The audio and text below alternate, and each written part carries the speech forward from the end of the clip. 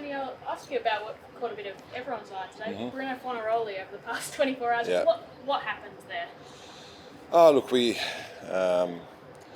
obviously got a letter from the FA, and we had to put in a submission in regard to Bruno.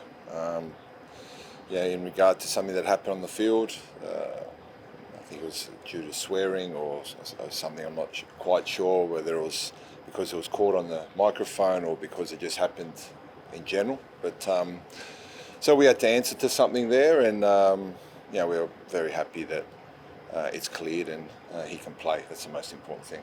Take it from our perspective. It looks like it was his toing and froing with Carl on the side, which got caught in the leg. Were you surprised that it got cited? I mean, we're not. Yeah.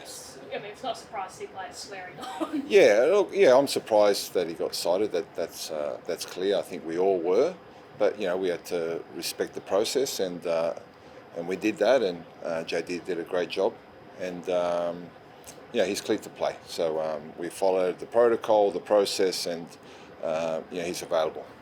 Sorry, was he ever facing a ban for this week? Was it ever looking like he had to play? I'm not quite sure what it was exactly. Whether it was, my understanding was that it could have been a 1-week ban.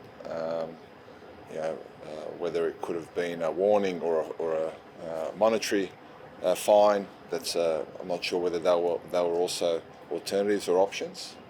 But look, like I said, we're happy. We've had to go through it, but we're not happy we had to go through it. But it's done, and we move on, and Bruno's cleared to play. Do you maybe tap him on the shoulder and tell him to watch his language next time, or do you just accept that Bruno's passion makes him Bruno and you've got to take ups and the downs? Yeah, I think we've got to be careful with that. Okay, I understand that we asked for reality TV. We want all this access to everything that people can feel what happens. Whether it's on the field, off the field, in change rooms, in team meetings. Everyone wants to have an understanding of what really happens, and no one wants any of that censored, and it never is. And things that happen in a football match, it's emotion, passion. We don't want to change that. That's what's special about our game, and I don't think that will change, and I don't think it should change. I guess on the subject of that, it feels like Connor Chapman's now one of the most loved figures in the Melbourne Victory fan base, and one of the most reviled amongst the other 11 in the fan base. Has he enjoyed his new bad guy status this week? Look, he's not regarded that by us. Yeah. I think that just adds to the emotion and the passion between the two clubs and the fans. And prior to the game, Carl Viet told us that they hate Victorians, and that's part of it. He's been there from day one. He knows what it was like as a player against Melbourne Victory, and I think it's a very healthy, respectful rivalry, and long may that continue.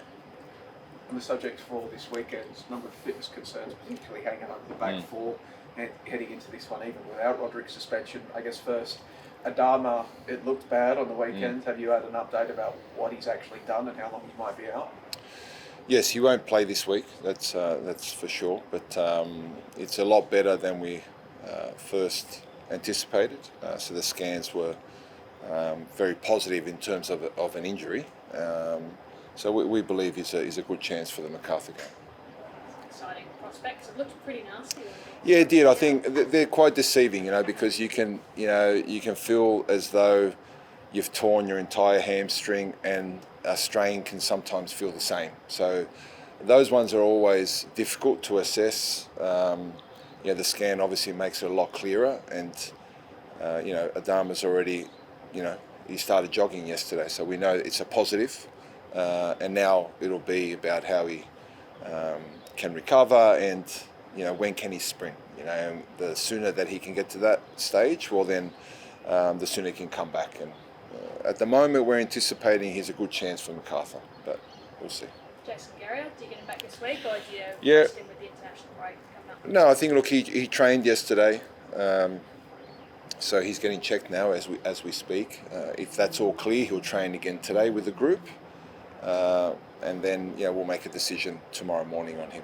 So what's it looking like for the back forward? Negro stays at left back, Chapo back into centre back to replace Roderick? Look, a lot depends on Jason Gary as well. So we've got, we practiced a few different ways yesterday. just wait for the helicopter. They must time it for your Yes, practices every week. yeah. So we know at least we know when it's coming. So we've had to try a few different scenarios, based on whether Jason Gary is right. But we've certainly got some options for tomorrow. Austin Cloud's a pretty competitive player and good form as well. How much does that keep you guys up at night, especially when you've got maybe a bit of a decimated back four? Yeah, I think, he's very well respected by everyone in the league, and he certainly is by us. He won't get any special treatment. We're aware of his strengths, and we've got to focus on us. And the better we can play, he can have less service, make his job more difficult. And of course, a quality player doesn't need a lot of chances, but we've also got a player that's in great form as well at the other end. So two informed number 9s will be at it tomorrow. What have you made of the Knicks so far? Obviously, with Chiefy in charge now as well. Very good start. They look good. They look very cohesive. Working really hard for each other, which they've always had. When Phil was there, it was a really hard-working team and always difficult to break down and difficult to beat. We expect more of the same tomorrow. We expect a difficult match, and that's what you have to expect in this league. And a team that's in good form will come here full of confidence. And we've got the same in terms of how we're playing. So it should be a good game. You mentioned Uffy before. It's a couple of your former teammates in the news this week. Obviously, Steve Corrigan departing, Uffy taking over at Sydney. What's been your reaction? It's been a pretty, turbulent start to the season for coaches as well. Yeah, it's it's the industry we're in, but I think we can't forget what a great job Steve's done. I've known him a very long time and started playing with him in the junior national teams and gone all the way through, and we spent time together at Sydney FC as well. So he's a champion of that football club, and he'll always be a legend of that club. And I'm sure in years to come, it'll really be respected and appreciated the job that he did there. It is part of the game, this thing, the ruthlessness of it, but it is a situation where half of last year's semi-finalists have moved on from their coaches inside the opening 3 weeks of the season. Is it surprising to you just how quickly it's moved and ruthless it's been this season, even in comparison to others? Maybe. Look, you can never know what a club is thinking.